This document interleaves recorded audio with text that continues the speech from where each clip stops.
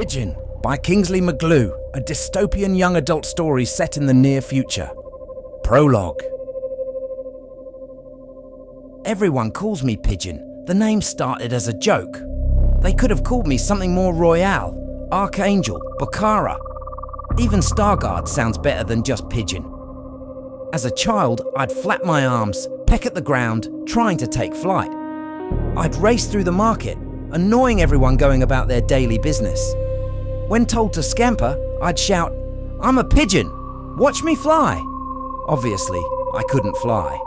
Pigeon stuck, a constant reminder of my lack of feathers. I embraced it.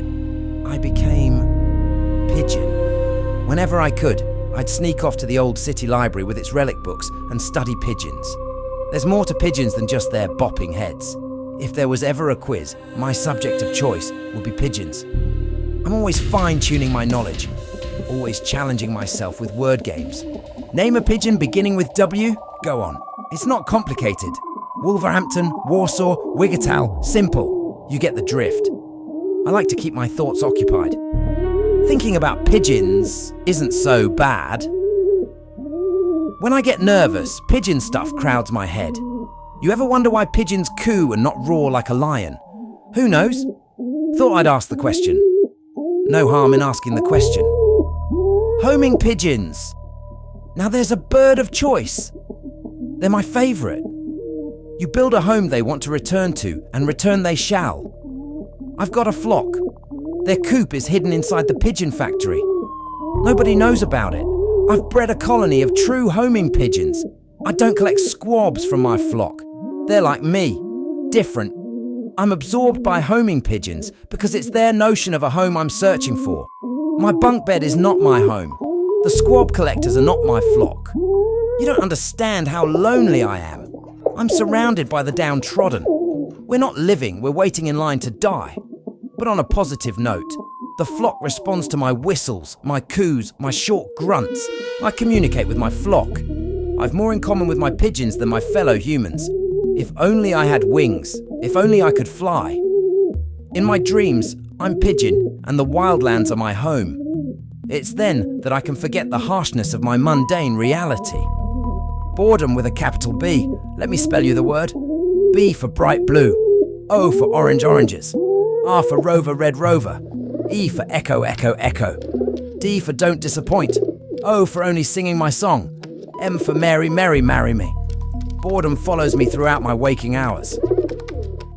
When the flock is airborne and we're outside the perimeter fence, they behave like dopey Labradors, chasing me into the parklands, the out-of-bounds zone surrounding the city.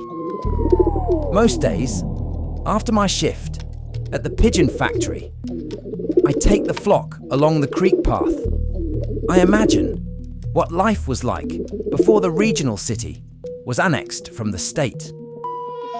Each time I return to the city, over the bridge, through the collection yards, past the rambling barricades and security checkpoints, I imagine how wonderful it would be to fly, to soar above the congested hassle. You see, I work at the pigeon factory 7 days a week. There are no weekends. We're continually rebuilding, always protecting ourselves from the outside. The loudspeakers scream, "Outside the wall of vermin, death to the vermin, long live the dictator." Sometimes, the dictator declares a holiday. Everyone bounces along. It's a carnival of music and wine, song and dance, a time for life celebration. That's when my stern mask dissolves. I chat and play with the others. I wouldn't say we're friends, more friends by circumstance. We're in the same boat sailing towards the horizon. Best to share a little companionship. Pretend to be normal. Stay out of sight. Avoid the rumour mill. We're all pretending. None of us know who our parents are, or even if they're alive. We could be siblings for all we know. We've been raised as one collective group, like a flock of chicks. Some will be egg layers. Others are destined for the dinner plate. Not an ideal world we live in, but we get by.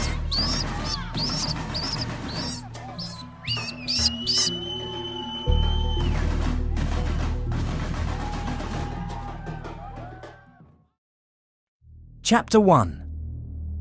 the silence between the words. Being a boy has its advantages. I've heard rumours about what happens behind closed doors during the heaving midnight coming-of-age celebrations.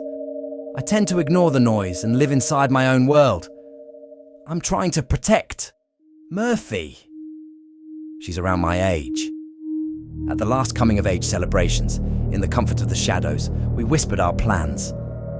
There are islands in the South Pacific where people live without fear. How do you know this? I overheard a trader at the market. He was from the coastal city. A boat was setting sail with paying passengers. Some say those boarded have a ticket to drown. What? Pirates. Or maybe the Gov people don't want the truth getting out. So you're saying if we board a non-pirate ship and sail to the South Pacific, things might be better? What I'm saying is I'm running at the next coming-of-age celebrations. That's definite. Then I guess I'm running too. Since that whispered conversation, we've been avoiding each other. We don't want the others to know our plans. We don't want to draw attention to our friendship. And if Murphy runs, I run. I'm not losing the only friend I've got outside my flock. In the meantime, let me give you a guided tour of the now. Here's my bunk bed. I'm on the bottom. I've got black curtains for privacy. Beneath the bed, stored away in cardboard boxes, are my possessions: clothes, a saucepan, comic books. I keep my area sparse and clean. Best not to attract attention. The others will just take. Everybody blames the others, but no one knows who the others are. Whenever you have something special, the others take it. Just the other day, I found a compass outside the perimeter fence. It was stashed in a survival backpack hidden inside a blueberry bush. I only took the compass. What harm could a compass do? The next day, it was gone, a friendly reminder as to how insignificant I am. The others take at whim. It might be kids playing lark, but I'm guessing it's the militia. They're supposed to protect us from ourselves. The dictator created his militia and gave them privileges. They serve him with aggressive freedom. They're a law unto themselves. Best to avoid them. This space houses over 1,000 bunks. I think it used to be a shopping centre. Just one zone of many inside the city precinct. Zone Green Area 2, Bunk 576 to be precise. It's referred to as the children's zone, those under 15. After 15, you move into Zone Orange and are separated into male, female sections. I don't know my birthday. Birthdays are seen as entitlement, something that separates you from the others. I think when you look as though you're over 15, or there's a need to be moved on, it just happens. No time for goodbyes. We live in a constant flux of change. It's hard to keep a balanced state of mind with so much noise about. People talking at you, speakers broadcasting mealtimes and quotas, success stories, achievements, the same metallic voice without emotion. But what's being said is factually wrong. The day the voice said an armed convoy was approaching from the east, the sirens erupted. The city went into lockdown. I know there was no armed convoy. I was out with the flock, way out east. I was up a tree with my flock companions. There was no armed convoy. Just a wayward traveller with an assortment of people folk. They were unarmed. Not sure they needed to be placed on public display at the main checkpoint. What I'm trying to say, they were left hanging as a warning to keep us inside the perimeter fence, to douse our dreams of freedom, to keep us subdued and in servitude to the city. The city owns us. Now they're building the wall of redemption. We're the chosen, the select few. We must redeem the sins of humanity. The wall sitters perch like meerkats, relics from the past, watching, waiting, users with nothing left in their souls but rage and regret. The city lets them. There's no law against it. They say it's part of the healing process. I've seen them spit at kids who get too close. One of them pulled a knife on a dog once. No reason. Just the chaos of understanding their journey is coming to an end. You get the drift as to why Murphy and I want to escape. To a paradise island, away from this encroaching doomsday mentality. but they say we're protected inside the perimeter fences, guarded by the checkpoints. And when they finish the wall, we'll be safe from the outside world. It's for our protection that the outside world is kept at bay. He's my little secret. I listen to the silence between words. That's where the truth lurks. In the silence. If you hear rapid-fire words, then it's just lies. There's no silence between the words. No time to bathe in the majestic word pool. If you hear clear words separated by periods of silence, slow silence, you're hearing the truth.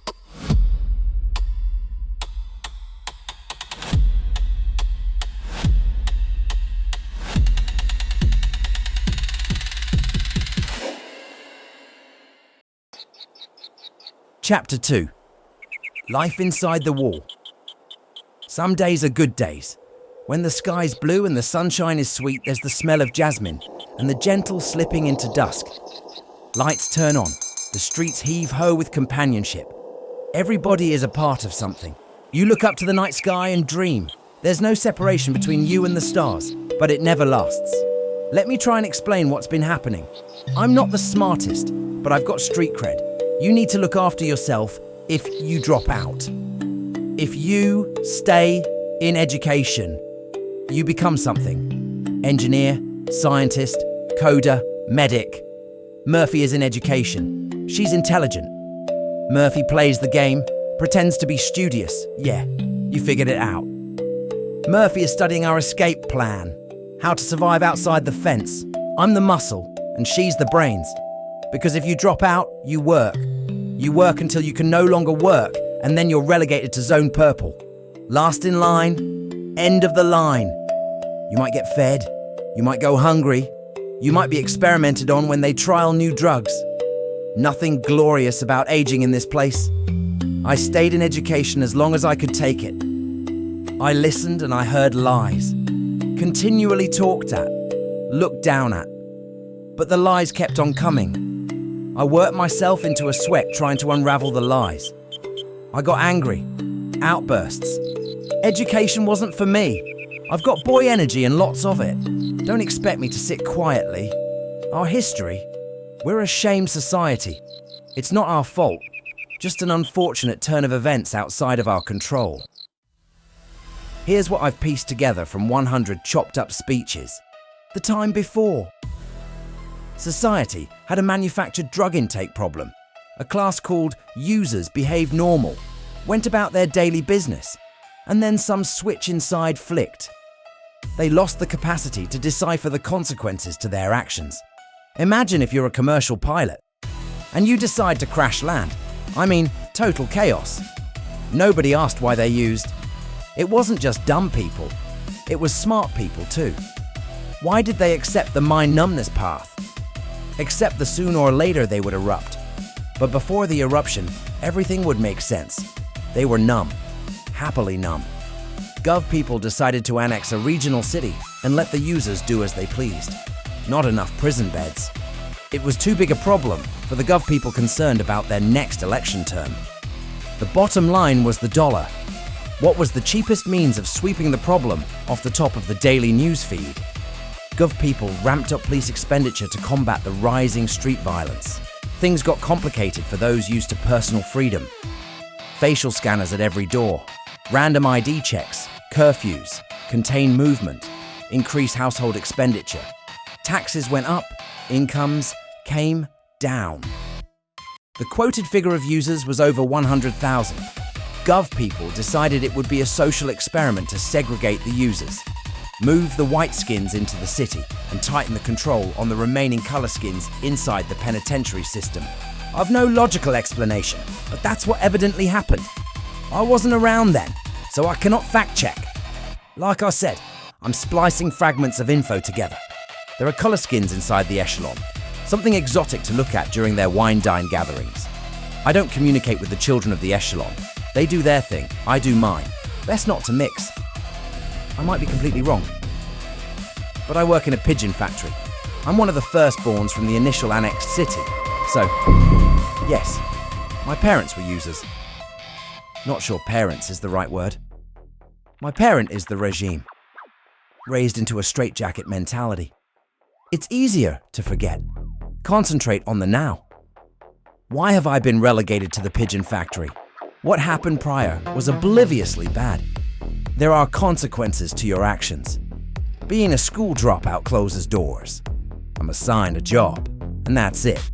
End the sentence with a full stop. The originals of the regional city were force moved to the metro city, a home-like swap. People adapt. Chin up, move into the next day. Keep your bitterness inside. It was awkward if the entire family doesn't move with the user. Those left behind shared their house with a group of others, treated as secondary, no ownership. The associated buy costs of those who used. Friendly fire, you might say. Imagine moving into someone else's life, their clothes, their car, their beds. There were adjustment problems with the others in the neighborhood, separation between those who stayed and those who came. I'm realizing that the word others is getting a bad rep. It's not the actual fault of the word, just the tagline it's been given. The others are not like us. I know, it sounds crazy, but I live surrounded by 1,000 bunk beds. I'm caged within and by the city.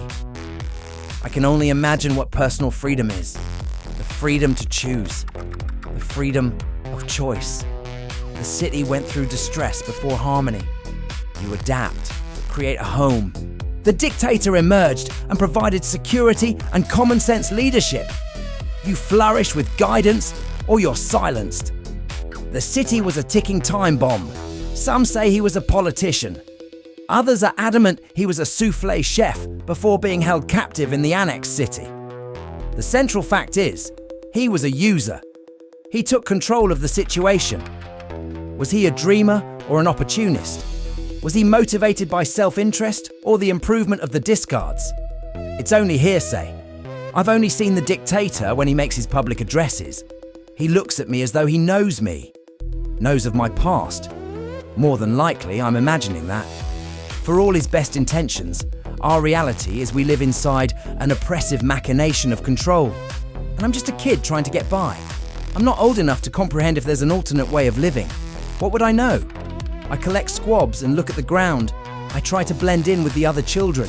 I try to hide by being nondescript.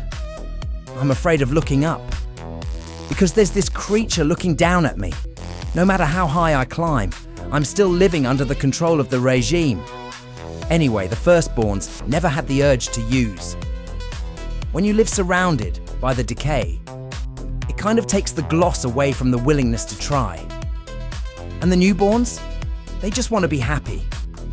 They're so different from us older kids. They're emotionally cold, distant. It's as though they were incubated in the chicken factory and have lost the capacity to dream. Chapter 3. Chaos on the outside. Just when things started to feel normal, or as normal as you can hope for, the outside world collapsed into further turmoil.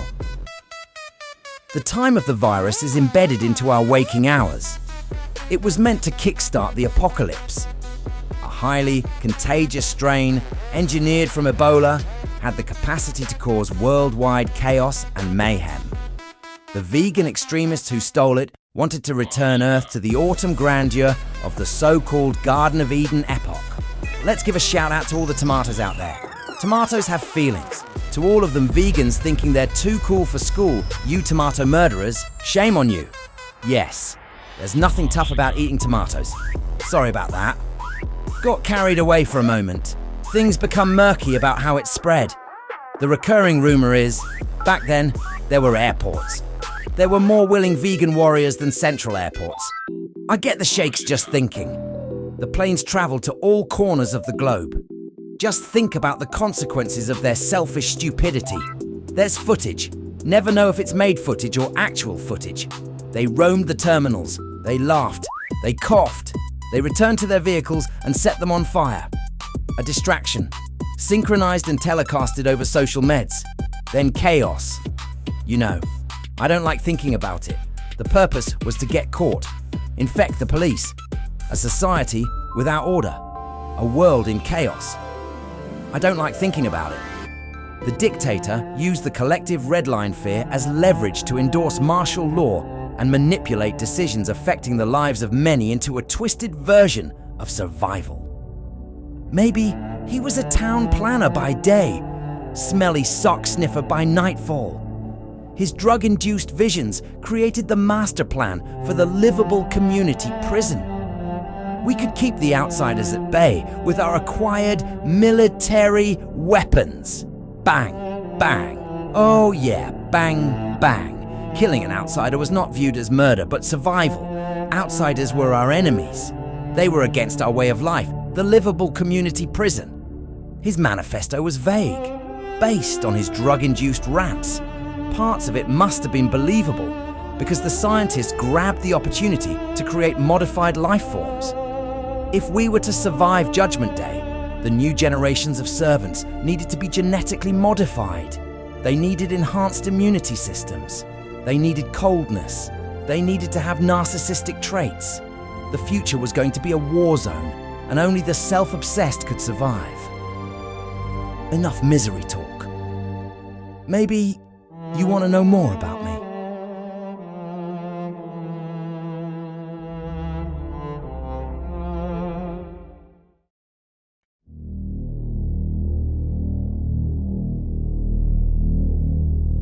Chapter 4.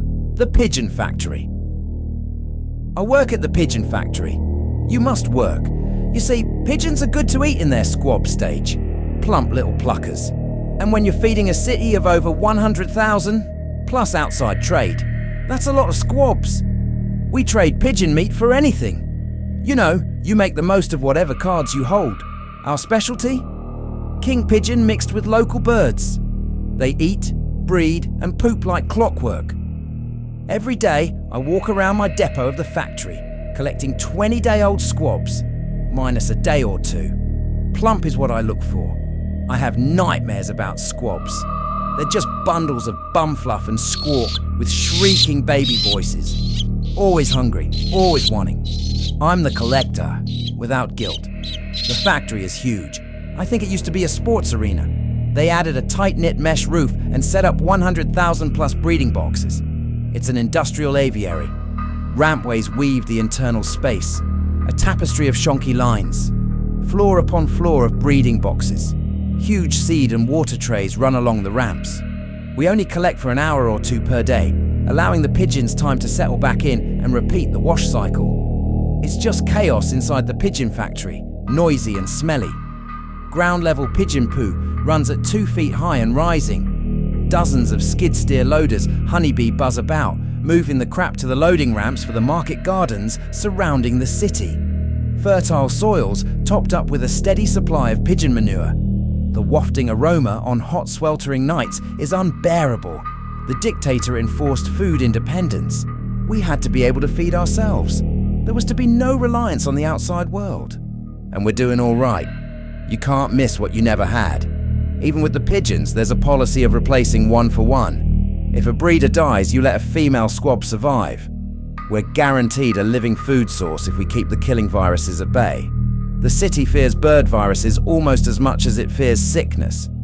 The city is experimenting with other food production animals. Snails, rats, hamsters, rabbits, anything small that breeds that quickly. But I work in the pigeon factory. It's unlikely I'll ever set foot inside another factory. Us workers are territorial when it comes to our workplace. We don't have much else going on. It's not as if we can cheer on a sporting team. You wear a yellow rain jacket because the pigeons love to crap on you. Squadrons of young birds, the survivors of squab collection, seek pooing revenge. They got a nasty streak, all right. There's many hundreds of us collectors. You keep to yourself. Do the collection. Ensure there's feed water. Rake, dislodge some poo and sweep it over the ramp edge. And the rest of the afternoon is open. Not much of a career path. But I have hobbies. I like doing other things. I draw butterflies in the sand. I'm actually pretty good. I collect my quota of squabs and drop them off at the processing plant. That's where the crazy work. The processors. The processors live splattered in guts and goo. They're a walking collection of dark form hanging art, sideshow freaks. The processors, I don't know what happened to them. Some used to work on the factory floor. Then they wanted something different, something better. They lost themselves chasing the illusions of grandeur. I mean, they're building sandcastles in the sky, crazy as a herd of sideway trotting moo cows. You know, the simplest means is to blame the current batches of manufactured drugs. It just fast-tracks the madness. Even though they know what happens, they still use. It's their choice to die a painful death. They've lost the sense of purpose in life. They're sick. And they've found a home to maintain their sickness. Crazy sick, bordering on a collective bunch of psychos. Who wants to live in the padded cells by choice? That's the tram ride they're on. They think they're the gods of the city. But they're just broken swivels, pretending to be in control. The only thing they control is the forthcoming death of thousands of squabs. They've embraced the lifestyle, created their sense of paradise in the change rooms of old. The processors are our frontline warriors. When there's outsiders approaching, we cut them loose, armed to the teeth. They enjoy killing. They show no remorse. They've got pancake faces without the berry eyes and the honey smile. It would have been nice if this reality never happened, where we could live isolated from the brutality of life. That's just wishful thinking on my part. What I do know is that I live for our escape to some place better, if such a place exists. There's only one way to find out.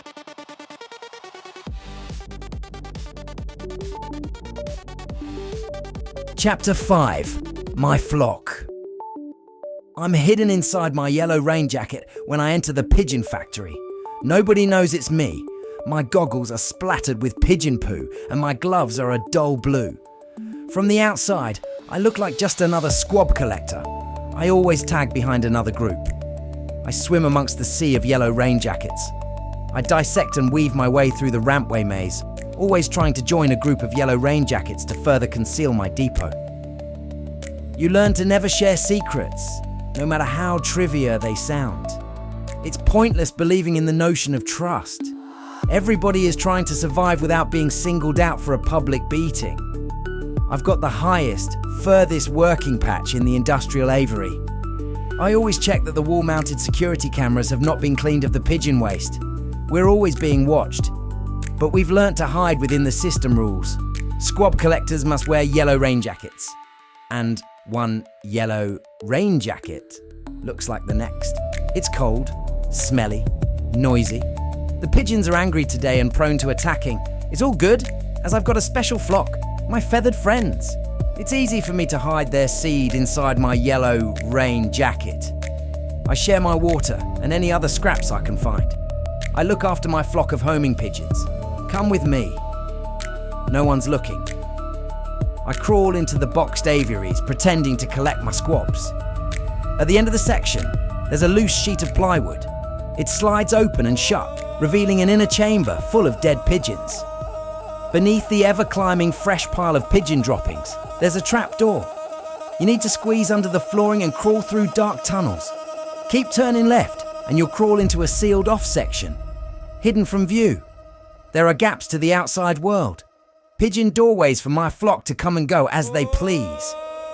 My flock are free from the apple juice pressing constraints of the regime. My flock perch at the top of the arena. They dissect the skies above the annexed city. My arrival creates a ripple of fluttering feathers. My flock sweep into the concealed chamber. This is Racer. He's the fastest pigeon I've got. His lineage is from the Antwerp Smurl, a fancy breed, and he knows it. He's a little on the chubby side, barrel-chested, but he holds himself well. He's a fancy type, all right. I love his plumage. The main feathers are white, but his wings and upper chest are a mix of yellow-brown, and sometimes the odd chestnut feather displays. He's a fancy type, all right. Racer's always the first to fly into the coop, letting me know he's back. He's got his ladies, and they're always nearby, watching him like he's something special. Here's Queenie, always making a showgirl appearance. Pure white plumage. She's got that snobbish vibe, always looking down at me, like I'm beneath her. Apple's different, a mix of red Carno, and who knows what else. She's got style, flirty. She wiggles her tail feathers at me, cooing sweetly, thinking I've got a thing for her.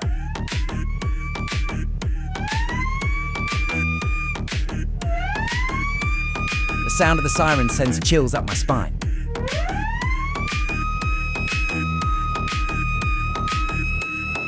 Taunting, a ghostly wail of a sound scaring the pigeons to no end. It gets them out of their nesting boxes in a fluttering panic. It means they're watching. Too many are slacking off. Shoot, I must hurry. The sirens blare, the noise deafening. I pour seed into their food bowl. Then I quickly top up their water container. I can't hear myself thinking. The noise makes my teeth grind. The sound is so loud, it embraces me as though I've got an octopus around my neck squeezing the life out of me. Like a rat in the sewer, I scamper, dodging, covering my tracks. Just make it look like there's nothing to see. Keep moving. The pigeons anxiously pace in their coops. They're scared. They want to fly away, but to where? They're prisoners to the regime, just like me.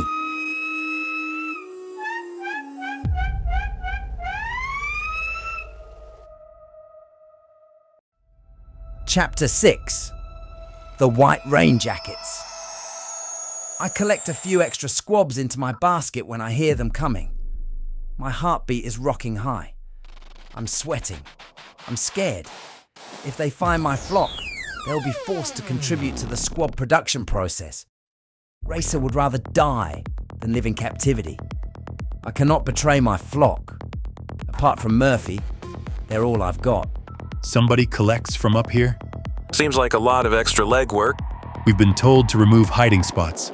Lazy slackers are getting lazier. Oh, hello. Who are you? The only difference between me and them is they wear white rain jackets covered in pigeon poo and full-face gas masks. They hate the stench of pigeons. They're adults who don't need to collect the squabs. They use their security job to push the collectors around. I don't trust the white rain jackets. They want to join the militia, or the black uniforms, for extra privileges. Pigeon. Oh, it's you, Pigeon. What are you doing? It's a voice. It's just a voice. The voice has no identity outside of the white rain jacket. They stand too close to me, trying to intimidate me. They look comical, apart from the batons they swing loosely. I don't know who I'm talking to. He knows my name. What if I said my name was Charlie? It's common enough. Charlie. Like nobody cared enough to give you a real name. Just Charlie. Nobody cares. Collecting squabs. My depot has the best. Right. One of the white rain jackets keeps talking tough, while the other starts snooping around my depot. I hear him banging on the makeshift walls, opening the sliding board. His baton makes loud noises. I'm shaking. My heart skips multiple beats. Did he find my pathway to my flock? What's in here, Pigeon? I cough to remove the dryness from my throat. It's where the dying go. I let them die. No pigeon wants to set up a nest in there. That sounds like something a kid would say, right? Too lazy to move the dead pigeons. Any excuse will do. Right. What about maggots? He pokes his head out, stands near the other one, looking down at me. Extra protein. Pigeons love maggots. Right. Remind me not to eat your squabs. Now listen, there's talk of a coming-of-age celebration being announced soon. They need extra squabs. Underdone will be fine. Double your collection today, you hear me? He taps his baton on my head. Yeah, I let him tap his baton on my head. Reacting would only make things worse. Let him act tough. He'll get bored when I offer no resistance. Play his game. Just wait the game out. They waddle off, clumsy in their white rain jackets. They look like a couple of plastic spoons on the move. I overhear their conversation. They think they're important, shouting because they can. But they're not. They're just servants to the regime. Just like me. We need those security ID badges. No idea who's who round here. Yeah. And I need a new rain jacket. They shuffle off. I finish collecting my quota, grabbing a few extra squabs, and leave my depot. Yellow rain jackets swarm the dissecting walkways like honeybees in nectar flight. I don't think about the squabs. 20 days and a wrung neck. Not much of a life. I fall into line, hidden inside my yellow rain jacket. It takes longer than usual to get down to the processing factory. We move in an orderly fashion, trying to avoid eye contact with the white rain jackets. I'll not dwell on the waiting. I switch off, just shuffle along surrounded by noise and into the blood-stained processing factory.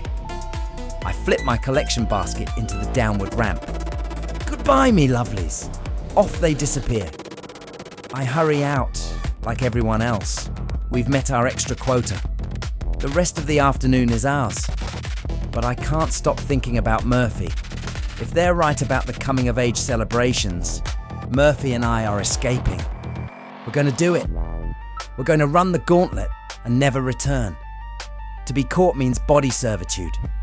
A fancy way of saying you'll be used for research purposes. They're always testing new viruses and drugs. Always. Chapter 7. The Incident.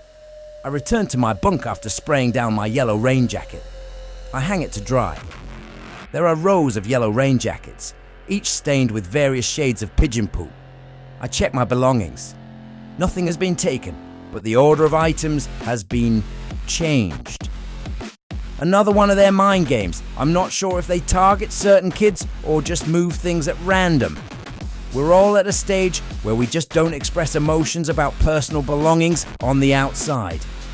By not caring, we focus on our internal mind health. We meditate. We stay calm on the inside. The outside world is chaos. We control our inner world, our breathing, the thoughts we let in. The checkpoints we live with have infiltrated our minds. I checkpoint my thoughts. Any negative or toxic thoughts are blocked at the checkpoint. And I know I've got my flock, my pigeons to keep me feeling wanted. It's hard to form real friendships when everything is uncertain. It's exactly how the dictator wants it. He keeps us snowed under with personal dilemmas, so we never have the time or energy to imagine a different world. Our world is controlled by the regime. The dictator removed himself from public life, and his chosen echelon pull the strings. They manage the city's affairs. The echelon wear glorified red uniforms. Their households are adorned with luxury and fine dining. They have housemaids and cooks. They live inside the citadel, protected by the militia, not sure what they're being protected from. Maybe a stray cockroach. But you learn to focus on what you can control. I'll never set foot inside the citadel. I'll never dine at their table. So, there's no point wasting me time thinking about them. Let them slow rot inside their red uniforms. I grab my grey hoodie, flip up the hood, and rush towards the dining room. There's no set meal time. It's whenever the purple zombies manage to cook anything. They're in no rush. They just diddle-dawdle the day. One day looks like the next. We call them the purple zombies because they're scary critters. Age scars, lost teeth, and smelly breath. Today's a good day. Stale bread and bananas. I grab 2 loaves and half a dozen bananas, then rush outside. It's always best to be in a hurry, avoiding chit-chat with the others, as it always turns into hearing about their problems. There's an electric scooter leaning against the front wall, fully charged. I step on board and head towards the main checkpoint. Electric scooters are free to use, and there's more scooters than people inside the perimeter fence. The regime is well greased, as there are no tolerated excuses for being late. Life in the city runs to a clockwork schedule. The annexed city still retains the facades of yesteryear, maybe from the Victorian era. It's hard not to notice the Citadel area, with its museum-quality architecture, intricate spires, gargoyles, grand columns and domed windows. You get watched more closely if you wander into this zone. There's no reason for a kid to go there. If you do, the militia will give you a beating, just because they can. Then there's Gathering Street, lined with Art Deco buildings, a term I learned from a purple zombie. Bluestone buildings with sleek lines and geometric patterns. During celebrations, we gather here for food, wine, and dance. It's a sleeping beast outside of these times. There's an eerie calm to it, like a cemetery. Quiet, subdued, until the chaos of celebrations begins. But I'm heading away from the lake, towards the town common. It's outside the market garden ring. That's where we meet. My flock congregates there every afternoon. There's a sense of peace outside the city. The checkpoint here is still waiting for the wall construction teams to bring their big monster machinery and lock the city behind a high-rise concrete wall. They'll build militia turrets along the top with machine gun nozzles sticking out, just waiting for an excuse to roar. The checkpoints are getting more sophisticated. No one cared if you left or returned. Then the curfew came into effect. Now the gates are locked at sunset. The checkpoints are manned by the Green Cadets. Those waiting for a vacancy in the militia. They like peacocking. Most still have pimples. Not much older than me. I'm a lot stronger than I look. All the exercise. Constant movement carrying crates of squabs. Beneath the hoodie and tracky pants, there's an angry ant just itching to rage. I wait in line patiently as time drags on. There's no one in front, no one behind me. 6 Green Cadets blow smoke rings. It's like a pissing contest. Who can piss the furthest? Pointless smackdown talk. One of the Green Cadets breaks from the group and saunters over with his facial scanner. I think I've seen him before, but I just don't care who he is. He's just another Green Cadet blocking my path to the town common. Name? Pigeon. Reason for departure? Mushroom collection. He marks me down in his clipboard screen. The facial scanner captures my details. He lets me pass. I guide the scooter through the barricades, and once I hit gravel, I open the throttle, zooming through the market garden ring. There are workers hunched over, doing their gardening thing. They have the best job in the cool sunshine, being outside, picking produce, toiling the soil. They can pretend the annexed city doesn't exist. I leave them behind in a cloud of puff dust. Before long, the tree canopy shields me. I'm hidden from the ever-watchful drones crisscrossing the open skies. Through the gaps in the tree canopy, I spot my flock, my feathered friends moving as one, flying in perfect unison. They hug the tops of the trees to avoid the hawks of prey. That's their winged militia to be on the lookout for. We've got a favourite spot. I follow a zigzag trail into the bushes, lean the scooter against a fallen tree, and rush down to the creek. The quiet babbing brook is harmony for my mind. My flock is gathered in the clearing, basking in the dappled rays of sunshine filtering through the plane tree leaves. I feel alive, and then I freeze. There's a girl sitting in the middle of the creek. I blink and rub my eyes. The bushland must be playing tricks with me. This can't be real. It's just the shimmering sunlight reflecting off the water. I take a deep breath, trying to calm the cold shivers crawling down my spine. My heartbeat is pacing. My lips are quivering. I squeeze my hands into tight fists, digging my nails into my palms. There's a girl sitting in the creek, bashing her head with a rock. I shove my fists into my pockets. A wave of hatred surges inside me. There's blood. There's her smile. She's smiling at me as she keeps bashing her head with the bloodied rock. I grind my teeth. My mind is screaming with madness. Get out of my creek. This is my spot, my sacred ground. Take your problems elsewhere. I don't care about your problems. My peace has been shattered.